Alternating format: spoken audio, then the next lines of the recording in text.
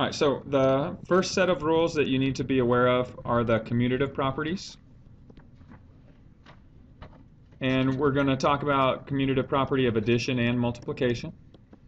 And both commutative properties have to do with reordering the terms, or in the case of multiplication, the factors.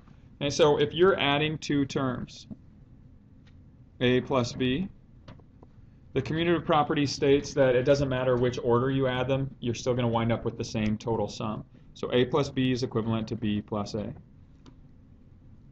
Right? The commutative property of multiplication works the same way.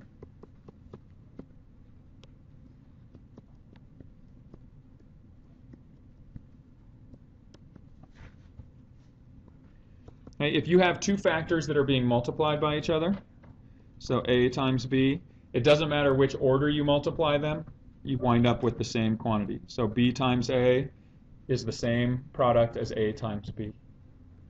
Right now, contrast this with the next set of properties, which are called associative properties.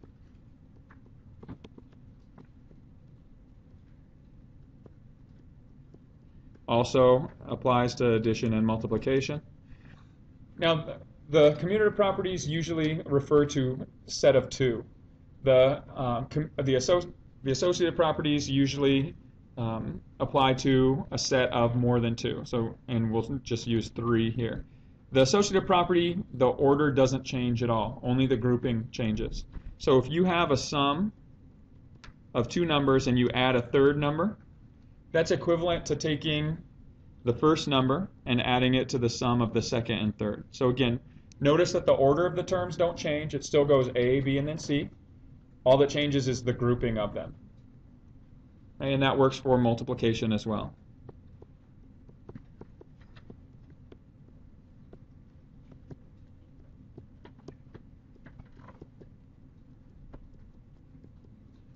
Okay, if you have a product of two factors and you multiply it by a third factor, it's equivalent to taking your first factor and multiplying it by the product of the second two, the last two. Right, now here's where this works. Usually you guys don't break this down individually, okay, but this is the process at work if you're doing some mental calculations and rearranging terms or factors. And so if I give you something like this,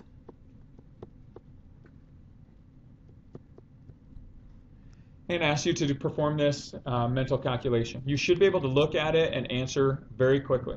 Anybody have an answer for this? 57, right? Okay, so let's see how those of you who could see that are able to do that quickly. Okay, the first step, if you were to write out and explain exactly what's going on, is if you were to imagine this as being grouped here. So we have these two sets. We have 16 and we have the binomial 37 plus 4. If we were to reorder those, so if we were to move the 37 plus 4 in front of the 16, what process is that? Switching the order is commutative.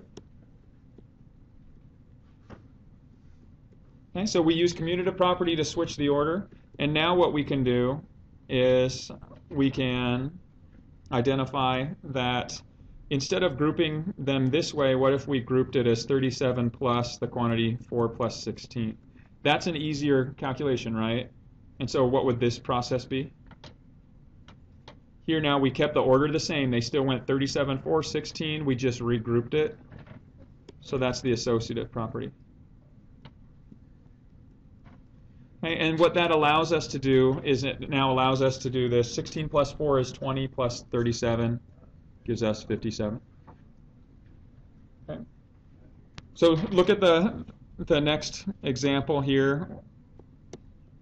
What is the product of 15 or 5 times 17 times 2? The answer is 170, right? Very quickly. Again, the process that's used is the same as up here. If we were to think, and I'll just reorder them or regroup them the other way to start with. If we reorder these two groupings, so we move the 2 in front times the quantity 5 times 17, that's commutative property. And now what we could do is we could regroup them. So if we group the 2 times 5 together, it's an easier calculation. And then multiply that whole thing by 17. That allows us to get our product. 2 times 5 is 10 times 17, 170. Now, of course, anytime you guys are going through breakdown of properties and rules, you don't consciously go through those steps necessarily, because if you were given this and asked to solve it, all you do is you like visually group 16 and 4 is 20 plus 37 is 57. 5 times 2 is 10 times 17 is 170. So you're grouping them differently, but it's really just using these two properties. Okay. All right. So let's take a look at the last couple properties that you need to be aware of for this class. And the next is the distributive property. The distributive property works in two directions. Again, usually you guys have been exposed to this just working in the expansion form. So if you have a single term factor multiplied by a binomial factor, and what the distributive property says is you can expand this out to be the sum of two products. The product in the distributing is A times B plus A times C. Okay, so this is what you guys tend to think of as distributive property. And in this direction, it's called expanding. Okay, but it also works in the other direction. If we were to start with AB plus AC, distributive property allows us to take out that common factor. If you're working in this direction, it's now called factoring. Okay, so it doesn't, again, it can be applied to either direction. When we get into these, we'll probably refer more to them as expanding and factoring than distributing. All right, and then the final property to be aware of is the zero product rule.